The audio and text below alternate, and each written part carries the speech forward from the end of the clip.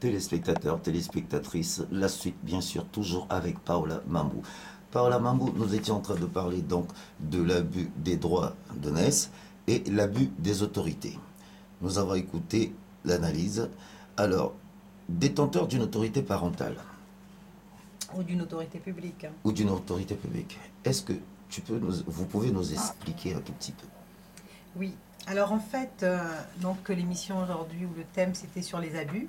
Et donc on parlait, là je vais venir en fait sur sur l'abus d'autorité ou l'abus d'autorité de soit l'autorité parentale, soit l'autorité d'ordre public. Il faut dire aussi qu'il y a des abus.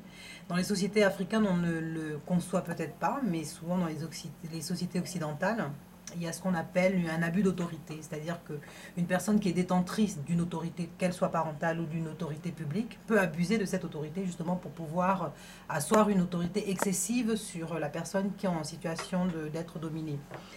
Et donc, je voulais en parler de cet abus-là, parce qu'on n'en parle peut-être pas assez dans nos sociétés où il existe énormément de tabous. Et il est vrai que bon, ça ferait étrange pour un Africain de se dire, ah bah tiens, mon parent abuserait-il de moi? Mais oui, ça se pourrait qu'un parent puisse abuser de son enfant. Disons qu'un parent qui bat excessivement son enfant ou qui maltraite excessivement son enfant, c'est un abus d'autorité.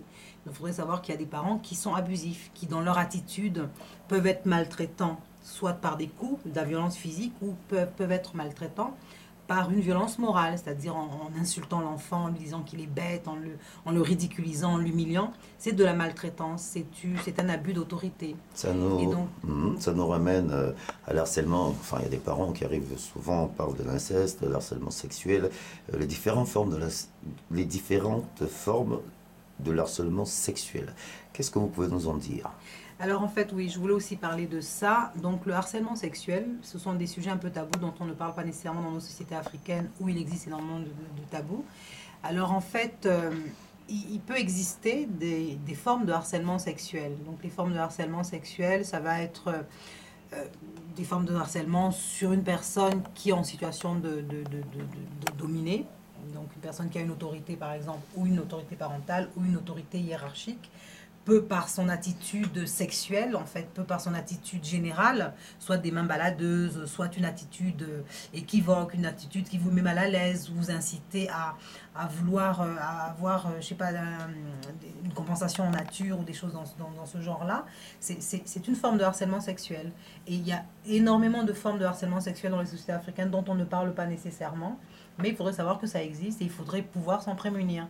En général, moi, ce que je conseille lorsqu'on est dans des formes de soit d'abus d'autorité, soit de harcèlement sexuel, soit de toute situation abusive où on se sent mal à l'aise parce que bon, la personne, c'est un aîné, parce que la personne, elle a une autorité publique, ou bien parce que la personne, elle a plus d'argent, ou elle est peut-être plus respectée, mais bon, dans son attitude, vous voyez bien qu'elle se comporte mal, mais dans la mesure où tout le monde pense qu'elle est assez respectée dans la société, donc ça vous met un peu mal à l'aise. Ce qu'il faut faire, c'est de parler à de différentes personnes. C'est-à-dire vous en parlez soit à votre mère, soit à votre soeur, vous en parlez à différentes personnes.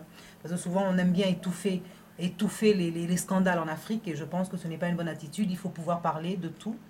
Il faut laisser les gens libres de pouvoir s'exprimer. Parce que les gens, lorsqu'ils ne parlent pas, ils sont frustrés. Et la frustration n'est pas bonne en soi. Donc je pense que bon, si lorsque vous êtes dans une situation où vous vous sentez mal à l'aise parce qu'il y a un aîné qui abuse de vous, il y a un parent que vous trouvez un peu exagéré, qui vous harcèle ou qui abuse un peu de votre autorité, essayez d'aller voir une tante, essayez d'aller voir une sœur, essayez de voir un frère, enfin essayez de voir quelqu'un qui va peut-être aller parler à la personne ou va essayer de faire en sorte de vous dégager un peu de cette situation dans laquelle vous êtes mal à l'aise. Parlez-en toujours. Prenez une, deux, trois, quatre personnes, essayez d'en parler le plus possible pour pouvoir vous sortir de situations où vous êtes un peu mal à l'aise. La prostitution. Alors, je voulais également parler de la prostitution. Alors, la prostitution, il y a différentes formes de prostitution en Afrique. La prostitution est un peu dissimulée, c'est-à-dire elle n'est pas. Alors, il y a la prostitution classique, donc la fille qui va dans la rue et qui monnaie en fait, qui demande de l'argent. Moyennant donc des rapports, hein, des rapports sexuels. Nous allons parler, on va nommer un chien un chien, un chien un chien. un chat, je pense qu'à un moment donné, il faut pouvoir parler des choses justement, les parler franchement, directement, pour pouvoir, et simplement, pour que ce soit accessible à tous, mais il faut pouvoir en parler. Donc lorsqu'on parle de prostitution, lorsque moi je parle des différentes formes de prostitution, ce n'est pas la prostitution donc de la dame qui va en route et qui monnaie son corps pour de l'argent. Non. Il y a différentes formes. La société africaine a créé des formes de prostitution qui sont insidieuses. C'est-à-dire qu'il va y avoir une jeune fille, elle a 15 ans, 20 ans, 16 ans, 18 ans, qui va se mettre à sortir avec un monsieur âgé de 30, 40, 50 ans, qui va monnayer, qui est peut-être mariée, elle est peut-être troisième ou quatrième femme. Pour moi, c'est une forme de prostitution. Ce sont des formes de prostitution. Pour moi, je pense qu'une jeune fille devrait aller avec un jeune homme, donc de son âge. Enfin, je pense que la moyenne, ce qui me semble être un équilibre, c'est il faudrait qu'il y ait une différence d'âge à peu près de 5 ans. Au-delà, c'est un peu excessif. Entre une fille qui a 20 ans et un jeune homme qui a 25 ans, ça s'équilibre. Alors que bon, lorsque la fille a 20 ans et puis l'homme a plus de la trentaine, ça commence à créer ça commence à être un peu déséquilibré. Alors lorsque c'est une jeune fille et que bon, le monsieur, il a presque l'âge d'être de son grand-père ou son père, ce sont des formes de prostitution, hélas. Et souvent, c'est encouragé dans les sociétés africaines et c'est dommage. Et les femmes qui ont 40 ans et les jeunes qui ont 20 ans. C'est de la prostitution. C'est-à-dire que c'est les jeunes hommes qui se prostituent. Et de plus en plus, on parle, en France, on parle de cougars. Donc des femmes qui ont un certain âge, qui ont la cinquantaine, qui vont se mettre à sortir avec des petits jeunes de 30 ans, 20 ans et tout ça. C'est une forme de prostitution. Toutes ces formes-là, ce sont des formes de prostitution. On va continuer bien sûr sur les abus. Alors la religion. Alors sur la religion... Sujet tabou. Oui. Surtout que nous avons aujourd'hui 80% de gens qui nous parlent de Dieu, les pasteurs, les protestants qui sont arrivés. En gros, qu'est-ce que vous en pensez?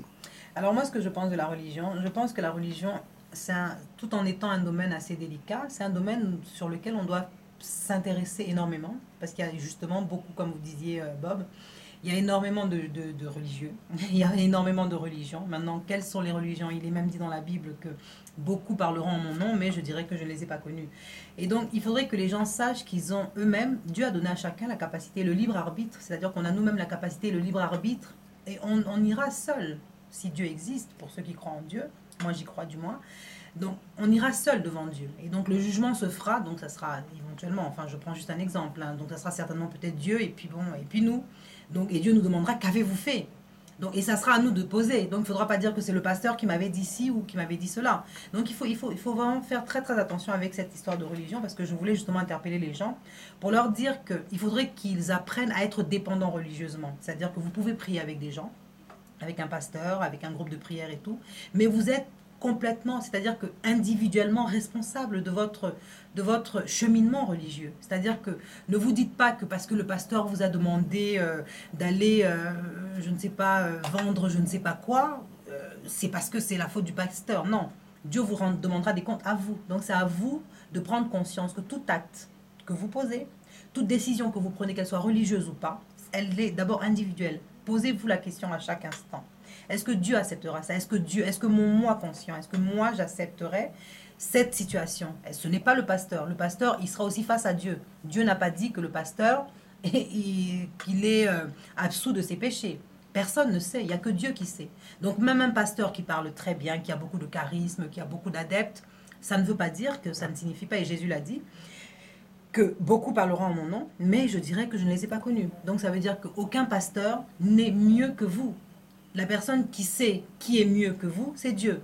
Donc ne vous dites pas, ne donnez aucun crédit à un homme, ne donnez aucun crédit à un pasteur. Ce que dit le pasteur l'engage lui, vous ne savez pas, il aura des comptes à rendre avec Dieu, mais vous aurez vous aussi vos comptes à rendre avec Dieu. Donc c'est à vous de vous dire à chaque instant, est-ce que cette situation à laquelle je suis confrontée, est-ce que telle décision que je vais prendre, est-ce que telle instruction que me donne le pasteur, est-ce que c'est juste et bon en mon âme et conscience? Est-ce que j'ai assez de discernement pour pouvoir ne donnez pas votre libre arbitre aux gens pour qu'ils décident à votre place. Vous devez être responsable, même dans la religion. Avoir une attitude saine et équilibrée. Donc, c'était ce que je voulais dire par rapport à la religion. On a parlé, je pense qu'on a fait le tour. Nous avons parlé de l'abus des droits de naissance, l'abus d'autorité, le harcèlement sexuel, la prostitution et la religion. Alors, il nous reste quoi, 4 minutes et demie. Le Congo ou la Congolaise de demain. Responsable, vous avez mis responsable, prend soin du destin en main. Alors, ce que je peux dire sur le Congolais ou la Congolaise de demain, ce que j'aimerais dire à mes compatriotes congolais, congolaises, nous sommes en Europe, donc il y a eu énormément d'événements donc au Congo, ce qui nous ont mené nous à peut-être à nous exiler ici économiquement pour certains, d'autres bon par mariage ou pour diverses raisons, mais bon, toujours est-il qu'il y en a certains qui sont restés ici et c'est vraiment dommage parce que bon, il y a une science, il y a une matière grise qui se perd en Occident. Nous avons appris de l'Occident, nous en sommes fiers d'ailleurs et nous sommes reconnaissants à l'Europe du moins de nous avoir donné ce qu'elle a pu nous donner, mais nous aurions aimé, je pense, hein, pouvoir venir transmettre ces connaissances que nous avons, ces savoir-être et ces savoir-faire que nous avons. Nous aurions aimé venir les partager avec vous. Peut-être qu'un jour on reviendra. Nous sommes encore jeunes, bien que bon, nous allons tous vers un certain âge. Mais bon, toujours est-il que ce que j'aimerais transmettre aux Congolais, donc à vous qui nous écoutez à DRTV Spécial Paris, donc c'est le Congolais et la Congolaise, donc aux jeunes, aux nouvelles générations. Donc la Congolaise et le Congolais de demain, je souhaiterais qu'ils soient responsables, qu'ils prennent son destin en main. Il ne faut pas se dire ah tiens, qu'est-ce que l'État va faire pour moi, qu'est-ce que mon père fera pour moi. Essayez vous-même déjà de vous prendre en charge. Essayez d'être vous-même en fait comment dirais-je le point vers qui, en fait, le point de mouvement, si on peut appeler ça comme ça, le point de mouvement. Donc, l'élément qui fera que les choses vont changer. Essayez de changer déjà le monde à travers vous-même, par vos comportements, par vos attitudes, une attitude responsable. Responsable vis-à-vis, donc en revenant un peu sur les différents thèmes que nous avons développés, vis-à-vis de l'autorité, donc des abus d'autorité qui peuvent et qui existent dans la société africaine. Vous ne devez pas avoir une attitude de proie, une attitude soumise, complètement soumise. Le Congolais de demain doit être responsable, c'est-à-dire que tout en respectant les autres, il doit se respecter lui-même, tout en respectant les autres, il ne doit pas accepter d'être abusé, il ne doit pas se mettre dans une situation où il se met en deçà des gens, où il se met comment dirais-je, il se met volontairement comme un soumis, comme un esclave. Il y a un bon maître, mais il y a aussi un bon esclave. Donc, essayez de ne pas avoir une attitude d'esclave, essayez d'avoir une attitude responsable, équilibrée, et surtout de ne pas vous laisser, de vous battre tant bien que vous pouvez. Je sais que ce n'est pas facile, car bon, il y a énormément de problèmes en Afrique, mais bon, toujours est-il que essayez de faire comme vous pouvez. Mais bon, j'espère que le Congolais de demain, il sera responsable et qu'il prendra son destin en main. Alors, pour le mot de la fin, qu'est-ce que vous pouvez dire? Alors, pour le mot de la fin, qu'est-ce qu'on peut dire? Je pense que l'Europe il y a beaucoup de plus, beaucoup de moins également. L'Afrique a beaucoup de plus, énormément de moins, de plus en plus de moins d'ailleurs, mais bon, écoutez, on ne peut pas faire un monde sans les plus de l'Europe, sans les moins de l'Afrique, sans les plus de l'Afrique, sans les moins de l'Europe. Pour faire un monde où on vivra tous ensemble, il faudra qu'on apprenne à vivre ensemble, à collaborer, à coopérer, à s'entraider. Et je pense que le monde de demain, en fait, c'est un monde d'entraide et de solidarité.